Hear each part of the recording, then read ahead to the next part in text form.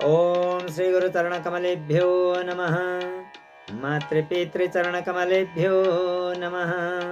ओम स्वाचार्येभ्यो नमः। पूर्वाचार्येभ्यो नमः। लक्ष्मीनाथ समारंभां नाथयामुनमध्यमाम्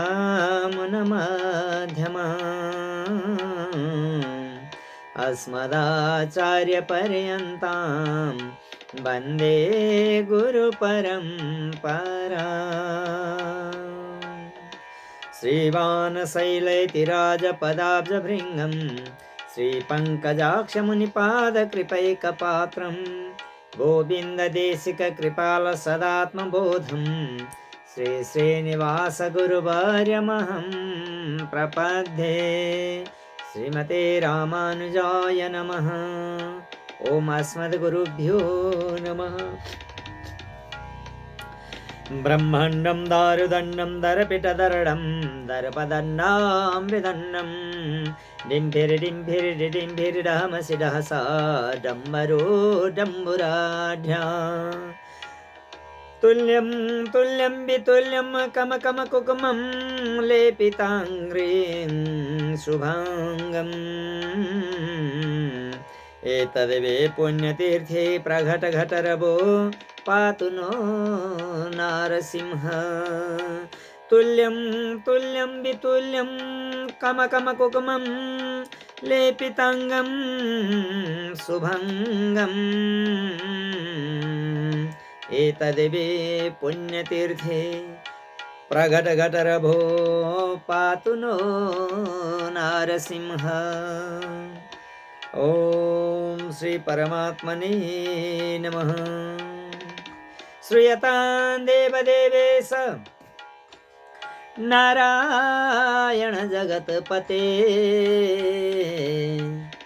तुरीयानावधानेन कथयिष्ये शुभा कथा। कथयिष्ये शुभा कथा। सर्वे जन श्रोतार सावधाना भवन्तु।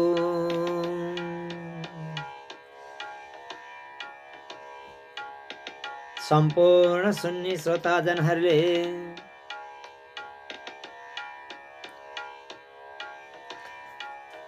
उनी भगवान नारायणको कोमल रूपी पाउमा एक चित्त मन लगाएर सुने उपरान्त यो एकादशी महात्म्यमा कति कथा विस्तार हुन्छ भने आज फाल्गुण कृष्ण एकादशी कथा।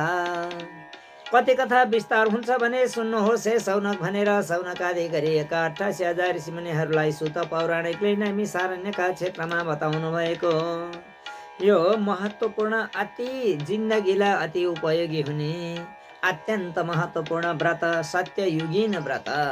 यो व्रतको जसले उपासना अनुष्ठान जे गर्नुहुन्छ उहाँहरूलाई भुक्ति र मुक्ति भगवानले प्रदान गर्नुहुन्छ, यसमा कुनै शङ्का नै छैन। आरोग्य अत्यन्त जो व्यक्तिलाई अनेक प्रकारका रोग लागेका छन् भने जसलाई अनेक प्रकारका के लाग्छ नि लाग्ने कुरा ती सम्पूर्ण कुराहरू पनि हटेर घटेर जान्छन्। यति महत्त्वपूर्ण कुरा छ यो एकादशी महात्म्यको। यो एकादशी महात्मा सुन्नलाई उद्यत हुनुभएका मेरा प्यारा प्यारा मधुवाणी युट्युब च्यानल हेरेर बस्नुहुने सम्पूर्ण मेरा प्यारा प्यारा साथी सङ्गाती इष्टमित्र दाजुभाइ दिदी बहिनी भाइ बहिनी आमा बुवा दाजुभाइ काका काके फुपाजु भिनाजु फुपूका छोराछोरीहरू उता दिदीका छोराछोरीहरू सम्पूर्ण मेरा इष्टमित्र मैले जानेका नजानेका ज्ञात अज्ञात देशमा रहनुभएका विदेशमा रहनुभएका भारत चीन जापान अमेरिका इन्डोनेसिया जकार्ता बेलायत लगायत विभिन्न क्यानाडा लगायत विभिन्न देशमा बस्नुभएका मेरा प्यारा प्यारा श्रोता सज्जनवृन्दहरूमा मेरो मधुवाणी युट्युब च्यानलको तर्फबाट यो मदन नेपालको हार्दिक हार्दिक न्यानो अभिवादन। जय श्रीमन्नारायणको हार्दिक अभिवादन श्रवण स्वीकार गर्नुहोला। जय श्रीमन्नारायण।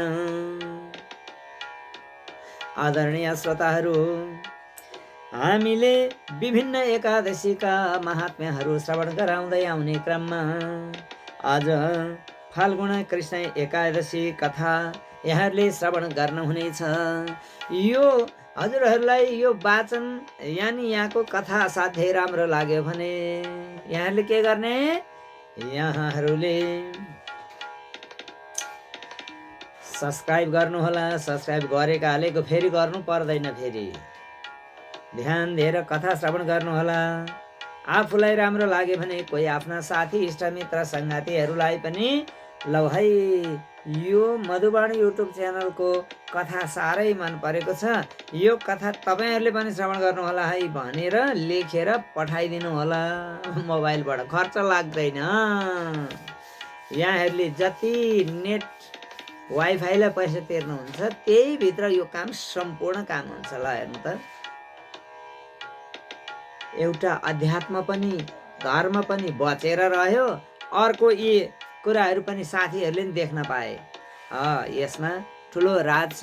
यहाँहरूले धर्म कर्मको लागि मैले धेरै ठुला ठुला सप्ताह लगाउन सकिनँ। मैले ठुला ठुला पुराण, मत्स्य पुराण, कुर्म पुराण, वराह पुराण, गणेश पुराण, शिव पुराण, देवी पुराण, भागवत पुराण, कति कति 18 पुराण, जम्मै पुराण, 4 वेद लाउन सकिनँ। मैले ठुलो हवन यज्ञ गर्न सकिनँ। म तीर्थ जान सकिनँ। मलाई रोग लागेको छ, म बुढो भएँ अथवा म सानै भए पनि मलाई रोग लागेको छ, मेरो साथी छैन, मेरो पैसा छैन, मैले जानै पाइनँ भनेर अनेक थरीका कुराहरू गर्नु नि पर्दैन र बहाना पनि गर्नु पर्दैन। दुईटै कुरा हुन्। त्यसैले आदरणीय श्रोताहरू, म आफ्नो च्यानलबाट आफ्नो कुरा यहाँहरूलाई उपयोगी हुन्छ भन्ने लागेर म व्यक्त गर्न लागेको हुन्छु। जे कुरा पनि हजुरहरूलाई पक्कै पनि राम्रो लागेको हुनुपर्छ, किनभने यो युनिभर्सल कुरा, देशव्यापी कुरा, शास्त्रोक्त कुरा, विधानयुक्त कुरा, संस्कारयुक्त कुरा, परम्परागत संस्कृति र परम्परामा बाँधिएका कुरा मात्र होइन, अर्को पनि छ। यहाँ एउटा यहाँनिर छ कर्ण परम्परा, श्रुति। हाम्रा श्रुति भनेको वेद, वेदलाई श्रुति भनेको चाहिँ त्यो वेद नै भयो। तर श्रुति परम्परा यानि कर्ण परम्परा भने चाहिँ यस्तो है यो कुरो भनेर हाम्रा हजुरबाले, हाम्रो बाले, हामीले, हाम्रा छोराले, हाम्रो नातिले अब भन्दै सुन्दै जान्छ नि। हामीले गरे देखेर छोराले गर्छ, छोराले सत्कर्म गरेको देखेर नातिले गर्छ, त्यो गर्दै गर्दै गर्दै गर्दै गर्दै जाने परम्परा चलेको हो। यो परम्परा यहाँ आइपुगेको छ, हाम्रो स्थानमा आइपुगेको छ। हामी यति भाग्यमानी छौँ। हामीले भन्न खोजेका कुरा हेर्नुहोस् न, मैले आफ्नो स्थानमा बसेर हजुरहरू सम्पूर्णलाई यो टिभी यानि च्यानल मार्फत सम्पूर्णमा मैले व्यक्त गरेको छु, सम्पूर्णलाई व्यक्त गरेको छु। यहाँहरूले अवश्य पनि श्रवण गर्नुहुन्छ। र यो एकादशी महात्म्य फेरि हाम्रो शास्त्रले के गरेको छ भने यो गर्नु, त्यो गर्न नसके यस्तो गर्नु, त्यो पनि नसके यस्तो गर्नु भनेर गाँठो फुकाउँदै फुकाउँदै फुकाउँदै फुकाउँदै फुकाउँदै सरल बनाइदिएको छ। त्यो सरल बनाउने क्रममा चाहिँ यहाँ आज हामी यो 7औं एकादशी महात्म्यको 7औं अध्यायमा यहाँहरूले आज फाल्गुन महिनाको कृष्ण पक्षको एकादशी कथा श्रवण गर्न सक्नुहुनेछ। मानिसहरू कलियुगमा अत्यन्त पापी हुनेछन्, लोभी हुनेछन्, अर्काको खराब दाना खाएर खराब गाना गाउने त्यस्तो एउटा प्रवृत्ति चलेको छ। त्यो प्रवृत्ति पापमा रत भएका हुन्छन् मान्छेहरू। त्यो मात्र अर्काको खाएर मात्रै होइन, आफ्नै मनले अनेक प्रकारका कुराहरू ल्याएर अनि आफ्नै ज्यानलाई हेर्नुहोस् त, कतिपय मान्छेहरू अनाहकमा मरेका, थोरै उमेर भएका मान्छे मरिसके नि, के कारणले त त्यो खानु नहुने कुरा खाएर त्यस्तो भएको। हाम्रा भाइहरू कति मरे, ओहो मर्नै नहुने मान्छे मरे, तर के गर्न, हामीले पनि नहुने भने त उसलाई त आफ्नो ज्यानको माया लाग्दो रहेनछ त के गरोस् त्यसले। त्यो खाइदिएपछि त त्यसले त आफ्नो गुण त देखाइहाल्छ शरीरभित्र गएर, होइन? अनि त्यो मानिस नमरेर के चाहिँ गर्नु त? हामीले पो माया गर्छौँ आफ्ना मान्छे, हाम्रो देशको नागरिक कोही पनि नमरुन्, कसैलाई दुर्भिक्ष केही नलागोस्, केही नहोस्, खराब रोग नलागोस्, हत्या हिंसा आगजनी कुटपिट लुटपिट यस्ता खालका व्यवहार कतै पनि नहुन् भनेर हाम्रो पो चाहना त। त्यो मान्छेले गर्छ अनि के गर्ने? त्यसको उपाय केही छैन। त्यही कारणले गर्दा मृत्यु जसरी भए पनि त्यो मृत्यु आएर त्यसलाई लानै पर्छ, मर्नै पर्छ त्यो। त्यसमा अर्को कुनै विकल्पै छैन। लड्न लागेको गाई, लडिरहेको गाईलाई राम राम राम राम राम लाउन नि, राम नलड्या भए नि हुन्थ्यो भनेर भगवान्लाई पुकार गर्ने मात्रै हो। त्यसलाई गर ढ्याकै काँध हाल्न सकिँदैन, आफू पनि गयो तलतिर। त्यसैले हाम्रो यो संसार, हाम्रो यो परिपाटी, हाम्रो व्यवहारहरू यस्तै देखिन्छ। त्यसैले त्यस्तो नहोस् भन्नका लागि व्रत बस्नु, ध्यान गर्नु, अध्यात्म चिन्तनमा लाग्नु, म के हो कस्तो हो, मलाई कसले किन पठायो, मैले के गर्नुपर्ने हो, इत्यादि काम कुरा व्यवहारहरू संस्कारहरू सिक्नु गर्नु। अब यसमा चाहिँ केही पनि छैन। अनि देखेको जति खाने त्यो मादक पदार्थ अरू कुराहरू आजै मात्रै हो मैले भेटेको, र अब भोलिदेखि यो हुँदैन, अहिले खाएर आज चाहिँ मैले टन्नै खानुपर्छ र भोलि चाहिँ दिन पनि आउँदैन भने जस्तरी टन्न खाएपछि कसको के लाग्छ? त्यसैले यस्तो कुरो खानु हुँदैन। अनि व्रत गर्ने दिन अघिल्लो दिनदेखि खानु हुँदैन। एक अर्को त कहिल्यै पनि खानु हुँदैन। अब भने सायद तपाईहरूले यहीँबाट यो भिडियो खत्तम पारिदिन सक्नुहुन्छ। खानेवालालाई के छ त अब, यस्तो भनिरहँदो रहेछ यसले, है आफूले खानेकुराले नखा भन्दो रहेछ भने जस्तो हुन्छ। तर त्यसो नगर्नु होला, कुरा चाहिँ सुन्नुपर्छ के। आफूभन्दा अग्रज व्यक्तिको कुरा सुन्नुपर्छ, किनभने उसले भोगेको हुन्छ कुरा, व्यवहार भोगेको हुन्छ। भोगेको मान्छेले भनेको कुरा जस्तो राम्रो हो, शास्त्रको कुरा भन्दा मान्छेले भोगेको कुरा चाहिँ धेर लागु हुन्छ। मान्छेले पत्यार लाग्छ मान्छेलाई। नत्र भनेदेखि शास्त्रमा भनिएका कुराले मात्रै हुँदैन। शास्त्र एकातिर हुन्छ, व्यवहार अर्कातिर हुन्छ। आज यही भइरहेको छ हेर्नुहोस्। शास्त्रले भनेका जस्तो कुरा मान्ने हो भनेदेखि आज संसारमा झगडा हुन्छ। पुलिस केलाई चाहियो, प्रशासन केलाई चाहियो? झै झगडा, कुटपिट लुटपिट, हत्या हिंसा आगजनी तोडफोड, है अनेक थरीका डरलाग्दा हिंसात्मक प्रवृत्तिहरू मौलाइरहेका छन्। त पुलिस प्रशासन चाहियो नि, तिनीहरूलाई नियन्त्रणमा राख्नु परेन? पर्छ नि। त्यही भएर पुलिस प्रशासन चाहिएको। अध्यात्मले त पुलिस प्रशासन चाहिँदैन भन्छ। केलाई चाहियो? सबैले सत्कर्म गर्ने, सबैले परमात्मासँग ध्यान दृढ सङ्कल्प गर्ने। अनि हे भगवान्, यो जन्मेको किन त भन्दा परमात्माको भजन कीर्तन गर्नलाई जन्मेको हामी मानिस वर्गहरू। त्यही भएर हामीहरूले कुनै पनि व्यक्तिलाई यसरी, शास्त्रले के भन्छ भने यसरी अम्ला कसैलाई नदेखाऊ भनेर भन्छ शास्त्रले। किनभने एउटा अम्लो त उता तेर्स्या होला, अरू तीनटा अम्ला आफूपट्टि छ। उयो एउटा तटस्थ छ। यो हेर यिनीहरूको झगडा, उसले उसलाई के भनेको, उसले उसलाई के भनेको। आफ्नो तीनवटा ठुला गल्ती नभइकन त्यो एउटा मान्छेको एउटा गल्ती हुन सक्दैन।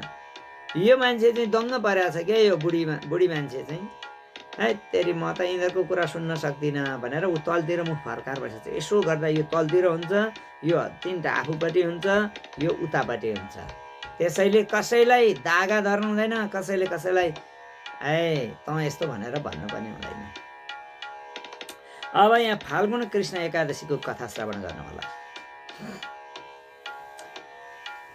फाल्गुनस्य शीते पक्षे किं नाम एकादशी भवेत् वासुदेव प्रसादेन कथयसो ममाकृतः। श्रीकृष्ण उवाच कथयिष्यामि राजेन्द्र कृष्णो या फाल्गुने भवेत् विजयेति स प्रोक्ता कर्तॄणां जयदा मुदा।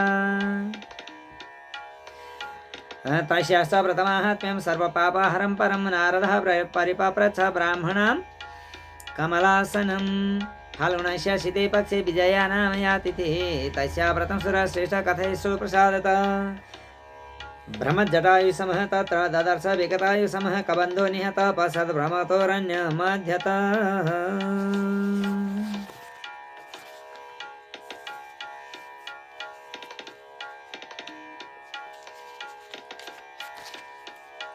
इति पृष्ठो नारदेन प्रतिवाच पितामह ब्रह्मवाच शृणु नारद वक्ष्यामि कथां पापहरं परम्।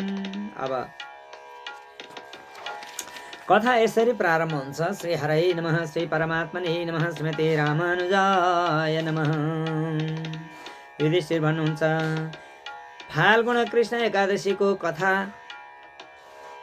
के हो, यसको नाम के हो, अनि हे वासुदेव, हे कृष्ण, हे भगवान, मलाई आज्ञा गर्नुहोस् न। तब भगवान श्री कृष्ण आज्ञा गर्नुहुन्छ, हे राजेन्द्र युधिष्ठिर, फाल्गुन पक्षमा पर्ने एकादशीको नाम चाहिँ विजया नाम गरेको एकादशी छ। त्यसलाई जया पनि भन्ने गर्दछन्, सबैलाई जय दिने। अनि त्यस्ता व्रतको महात्म्य सारा पापलाई हर्ने अत्यन्त श्रेष्ठ छ है। यसबारे कुनै समयमा नारदले ब्रह्माजीलाई सोध्नु भएको थियो। त्यही कुरा ल्याएर म तपाईँलाई भन्दछु है नृपशार्दुल, हे सूर्यश्रेष्ठ, हे ब्रह्माजी। अब नारदजीले ब्रह्माजीलाई सोध्न लाग्नुहुन्छ। त्यही कुरा म आज तपाईँलाई पनि भन्दछु है त, ल सुन्नुहोस्। ब्रह्माजीले उत्तर दिन लाग्नुभयो, ठुला ठुला पापलाई नष्ट पार्ने विजयाको कथा म तिमीलाई भन्दछु हे नारद, सुन। यो अत्यन्त पुरानो र पाप सखा पार्ने अति पवित्र व्रत हो। मैले यो विजय व्रतको बारेमा अहिलेसम्म कसैलाई पनि भनेको थिइनँ। एउटा आफूले राम्रो कुरा भन्नको लागि एउटा राम्रो सत्पात्र चाहिन्छ, अनि त्यो सत्पात्र भएपछि त्यसले अवश्य पनि त्यो कुरा राम्रोसित ग्रहण गर्छ। त्यसैले मैले सत्पात्र पाएको थिएन, आज मैले पाएको छु। त्यसैले आज म तिमीलाई यो विजय नामको एकादशीको बारेमा भन्दछु। जो उपासक छ, जो उसले अनुष्ठान गरेको छ, जसले उपासना गरेको छ, त्यसलाई चाहिँ जय दिने, यसमा कुनै संशय छैन। अघि भगवान श्रीराम 14 वर्षका लागि तपोवनमा जानुभएको थियो। उहाँ गएर सीता लक्ष्मण समेत भएर पञ्चवटीमा बसिरहेको अवस्थामा सीता नामकी तपस्विनी पत्नीलाई रावणले हरण गरेर लग्यो। सबैलाई थाहा भएको कुरा हो। त्यस पीरले भगवान श्री रामचन्द्र मायामा डुबेर, भगवानलाई पनि मायामा डुब्नु पर्ने कस्तो एउटा विडम्बना। तर हामीले यस्तो सोच्नु हुँदैन। धरतीमा मानव भएर 2 खुट्टा टेकेर आमा बुबा दाजुभाइ दिदीबहिनी जन्जालमा आएर त्यसरी मान्छे भएर आइसके, मानव भएर जन्मिसकेपछि उहाँले अवश्य पनि यो मानवले गर्नुपर्ने व्यवहार सबै गर्नुपर्छ, षोडश संस्कार सबै गर्नुपर्छ। अनि मात्र त्यहाँ आइसकेपछि त सम्पूर्ण कर्ममा त बन्धनमा त परिहाल्यो नि, गर्नै पर्छ। त्यसैले अब उहाँ अन्तर्ध्यान हुन सक्नुहुन्छ, मनले सोचेर कुन ठाउँमा पुग्न सक्नुहुन्छ, अनि आफ्नै सीता मातालाई, आफ्नै सीता प्यारीलाई कसैले लग्यो कि भन्ने पनि उहाँलाई थाहा हुन्छ। तर यहाँ चाहिँ कस्तो भने केही थाहा नभएको जस्तो, यो चाहिँ लोकानाम हित काम्यया, लोकको हितको लागि उहाँहरूले यस्ता खालका कर्म गरिबसेको छ। हामीले त्यसरी बुझ्नुपर्छ। अब तपस्विनी पत्नी सीता मातालाई रावणले हरेर लग्यो भन्ने कुरा थाहा नै छैन छन चाहिँ, भए पनि हामीले कथामा चाहिँ अहिले चाहिँ भनिसक्यौँ, त्यो बेला थाहा थिएन। अब भड्किँदै भड्काउँदै हिँड्दा मर्न आँटेको जटायुलाई देखिसकेपछि जङ्गलको बिचमा भड्काउँदै कबन्धलाई मार्नुभयो। मर्दै उसले त्यो सारा हाल रामचन्द्र भगवानलाई बतायो। त्यो पनि कबन्ध पनि मर्यो। अनि पछि सुग्रीवका साथ बाली र सुग्रीवको झगडामा बालीलाई पनि मारिसकेर सुग्रीवका साथ रामको मित्रता भयो। त्यसपछि रामचन्द्रजीका लागि बानरहरूको सेना एकबद्ध भयो, एकट्ठा भए। अब मानिस होइन, अब त बाँदर र मानिस मित्रता भयो। हेर्नुहोस्, आज मानिसले बाँदर भेट्यो कि ढुङ्गा टिपेर हानिहाल्छ। यस्तो गर्नु हुँदैन। भगवान श्रीरामले के गर्नुभयो? बाँदरहरूसँग मित्रता गर्नुभयो। बाँदर भनेको पनि नर मान्छे जस्तै हुन्, अलिकति भुत्ला बढी छ, मुख अलि नराम्रो छ, चञ्चले हुन्छन्, भनेको मान्दैनन्। तर तिनीहरूलाई काबुमा राख्न धेरै मेहनत पर्छ, गर्यो भने सकिन्छ। सुग्रीवका साथ मितेरी भयो। अब त बाँदर सेना आफ्ना भई लङ्काको अशोक वाटिकामा जानकी सीतालाई हनुमानसँग भेट भयो। हनुमानले सीताजीलाई खोज्ने प्रण गर्नुभयो। अशोक वाटिकामा भगवती सीतामाईलाई देखिसकेपछि अनि मैले एउटा औँठी दिन्छु, त्यो औँठी सीतालाई भेट्यो भने दिनु है भनेर नि भन्नुभएको थियो। त्यसैले सीतालाई भेट्यो, उहाँले दिनुभयो। अनि उहाँलाई सम्पूर्ण कुराकानी गरेर लङ्का दहन आदि ठुलो कर्म गरिसकेर फेरि फर्केर आएर भगवान् श्रीरामसित भेटेर त्यहाँ भएको सारा हालखबर निवेदन हनुमानजीले गरिसकेपछि, हनुमानजीको सबै थोक कुरा बुझिसकेपछि अब लङ्का जानु पर्यो नि त। यस्तो यस्तो रहेछ भनिसकेपछि अब के गर्ने? गुणको बदला गुण, खुनको बदला खुन। स्वगत्वा वानरे सार्धम तिरम नदनदीपते दृष्टाब्धि दुस्तरम रामो विस्मितो भूत कवि प्रिय। वानरहरूका प्रिय ती रामचन्द्र भगवान सबै वानरहरूका साथ प्रस्थान गर्नुभयो र नद र नदी, अनेक प्रकारका नद नदीहरूका राजा हुनुभएका समुद्रको तीरमा पुगेपछि अब पारी तर्न सक्नु कुनै हालतमा सकिँदैन। आश्चर्यचकित हुनुभयो, कत्रो समुद्र रहेछ हो। ए हनुमानजी, तिमी चाहिँ के गरी पुग्यौ यार? म त दङ परेँ, अलमल्लै परेँ। कस्तो अचम्मको एकदम ठुलो भीम समुद्र छ। बडा बडा आँखाले हेर्दै अनि लक्ष्मणलाई यो कुरा भन्नुभयो, हे सौमित्रे लक्ष्मण, अब कुन पुण्यका प्रतापले समुद्र तरिन्छ?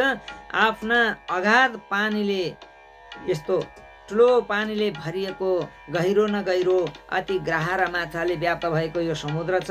सजिलैसँग यो तर्न सकिने कुनै उपाय म देखिरहेको छैन।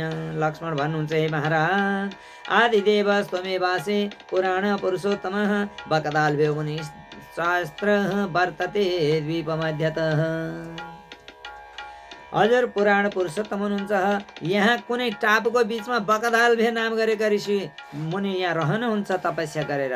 हे राघव, यो ठाउँबाट 2 कोश पर ती मुनिको आश्रम छ। हे रघुनन्दन, ती मुनिले धेरै ब्राह्मणहरू देखेका छन्।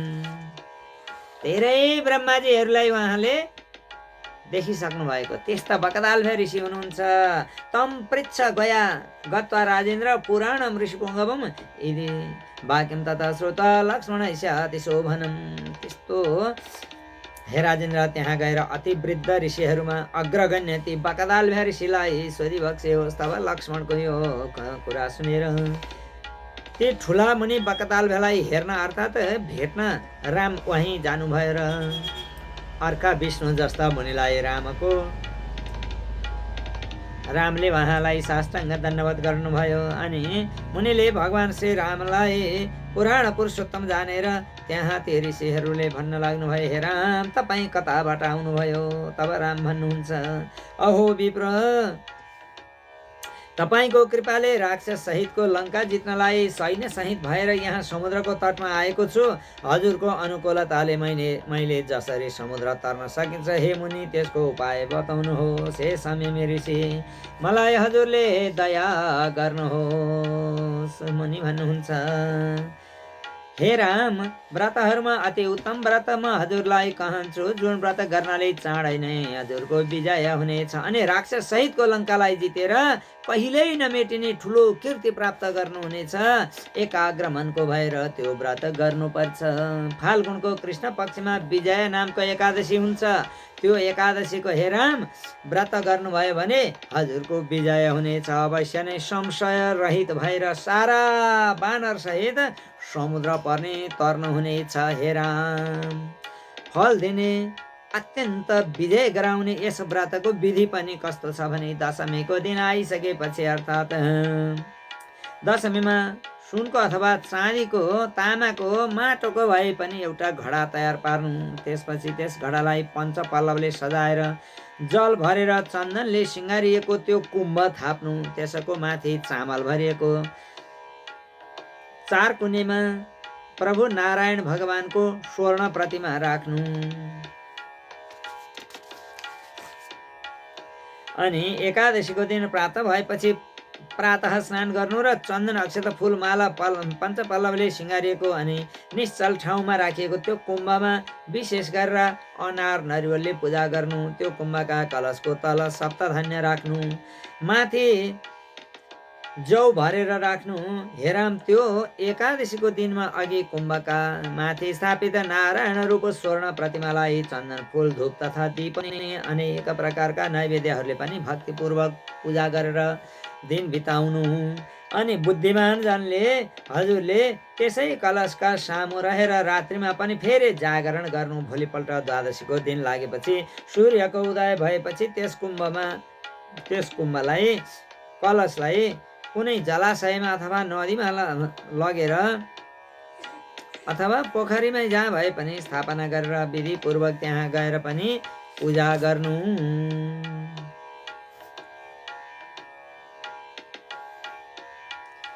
दद्यात् सदैव तं कुम्भं ब्राह्मणे वेदपारगे कुम्भेन सह राजेन्द्र महादान निदापयत। त्यो देवताको लक्ष्मीनारायणको प्रतिमा छ नि, हो त्यो प्रतिमा सहितको त्यो कुम्भकन वेदमा पारङ्गत भएका व्यक्तिलाई दान दिनु। कुम्भदानका साथ हे राजेन्द्र महादानहरू पनि दिनुपर्छ। हे राम, यस्तो विधिले त्यो व्रत आफ्ना सेना नायक शहीद भएर यत्न पूर्वक गर्नु त हजुरको अवश्य पनि विजय हुनेछ। रामले ऋषिको भगवान श्रीरामले ती बकतालभे ऋषिको यस्तो वचन सुनेर ऋषिले जस्तो भन्नुभएको थियो त्यस्तै व्रत गर्नुभयो। त्यो व्रत गरेपछि ते प्रभु परमात्मा पुराण पुरुषोत्तम रघुनन्दन राम विजयी हुनुभयो। हे राजन युधिष्ठिर, जो मनुष्यहरू यस विधिले व्रत गर्दछन् यस श्लोकमा ती व्यक्तिको विजयता छँदैछ। यस धरतीमा भुक्ति भनेको सम्पूर्ण फल साधनहरू, सम्पूर्ण भोग सामग्रीहरू यहाँ प्राप्त हुन्छ।